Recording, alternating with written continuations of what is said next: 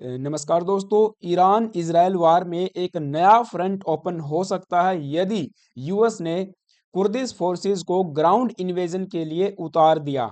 Several news reports ये claim कर रही हैं that America is considering arming Kurdish forces for ground invasion, a move that could open a new front in this war against Iran and ultimately risking ignition of a civil war in the Middle East। And यहाँ पे news आप देख पाओगे, a new front in the Iran war, US considers arming Iranian Kurdish opposition groups. CNN भी इस पर अपनी news जो है पेश कर रहा है। CIA working to arm Kurdish forces to spark uprising in Iran, sources says. And यही नहीं, बता ये भी जा रहा है कि जो प्रो अमेरिकन कुर्दिश फोर्सेस हैं वे ईरान और इराक के बॉर्डर एरियाज पे गैदर होना शुरू हो गई हैं। Pro American Kurdish forces are preparing possible Iran inclusion. The CIA has given small weapons to Iranian Kurdish forces in Iraq in a covert program that began before the current war।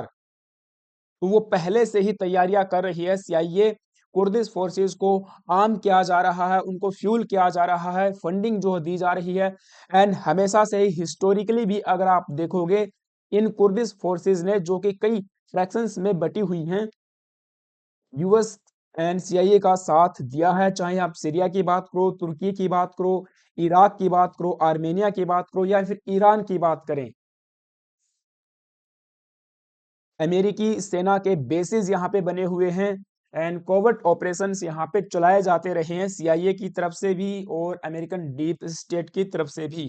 तो अभी possibilities ये बताई जा रही हैं कि ये Kurdish forces Iran के अगेंस्ट लड़ने के लिए, जो ईरानियन रेजिम जो बैठी हुई है, जो आईआरजीसी है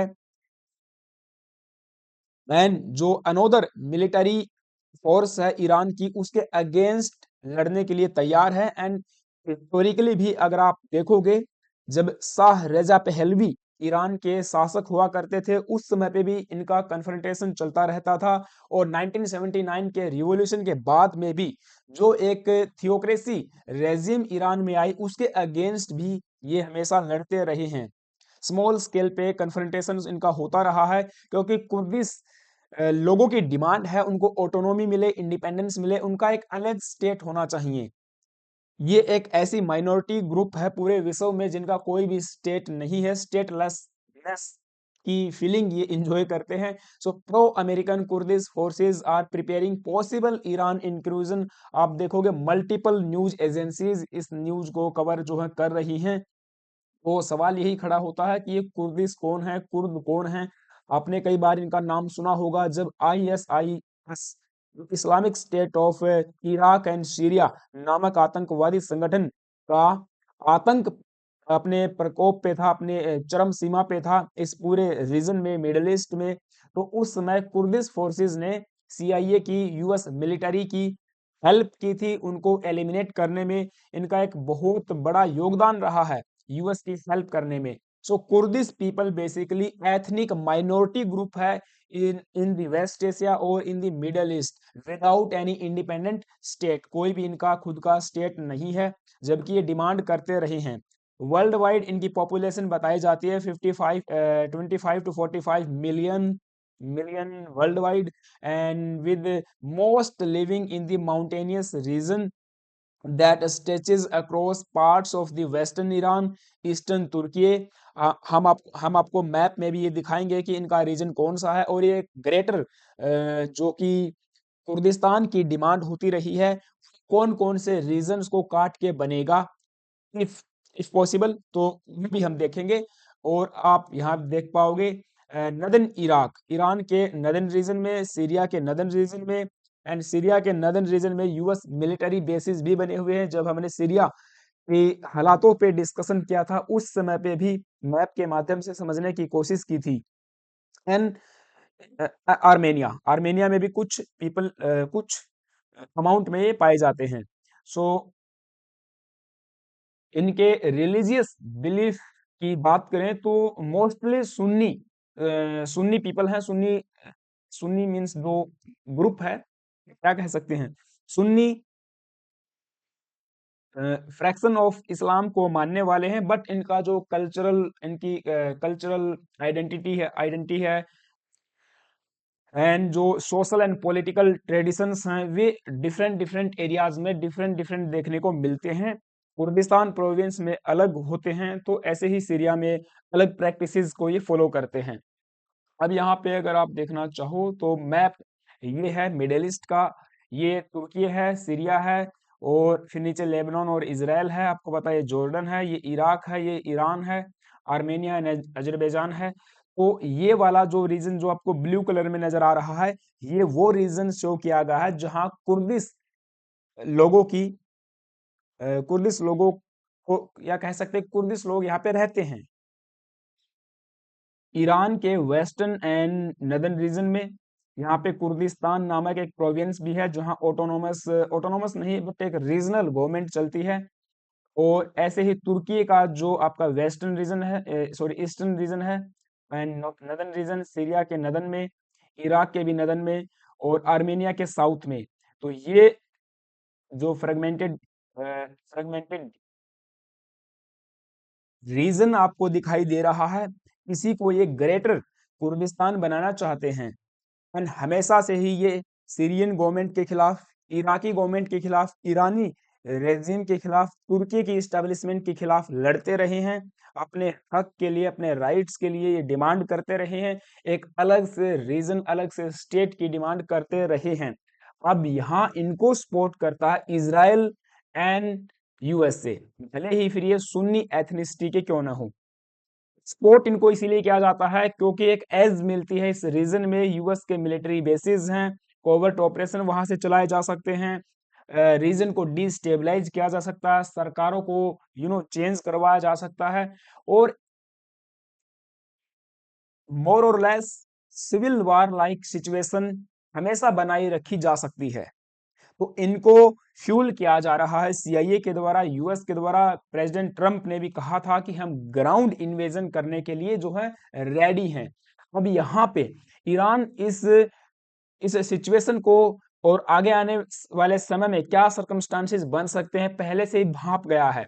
ईरान ने टारगेट करना शुरू कर दिया है headquarters of Iranian Kurdish forces in Iraq. हालांकि आपको बताऊं ये भी कई प्रकार की पार्टीज में, ग्रुप्स में बटे हुए हैं, अलग अलग इनके लीडर्स हैं, और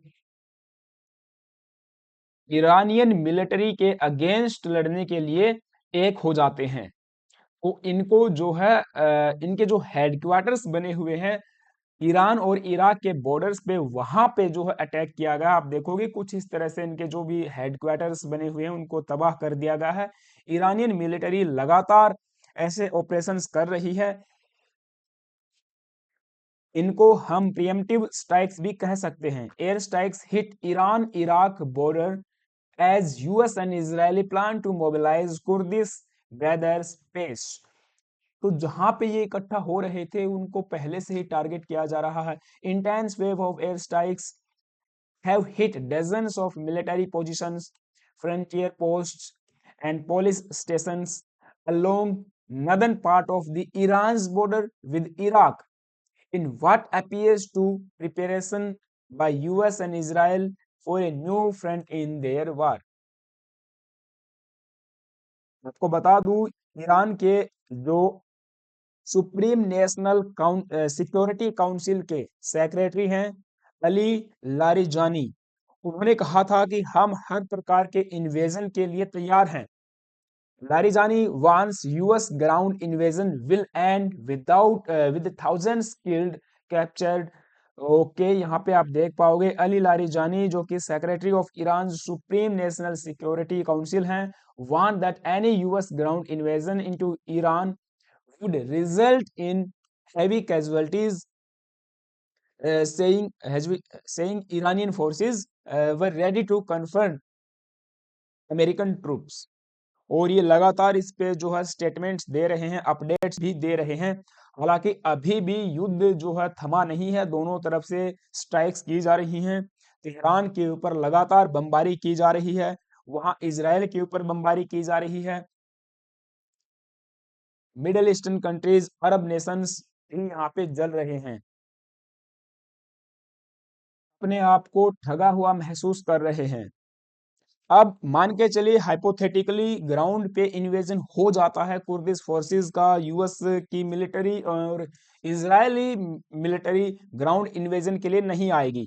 ज्योग्राफिकली ईरान बहुत बड़ा एरिया है, माउंटेनियस रीजन है और टेरेन वाला इलाका है, तो यहाँ पे ग्राउंड इन्वेजन यूएस की मिलिट्री के लिए और इजरायली फोर्सेस के लिए इम्पॉसिबल होगा।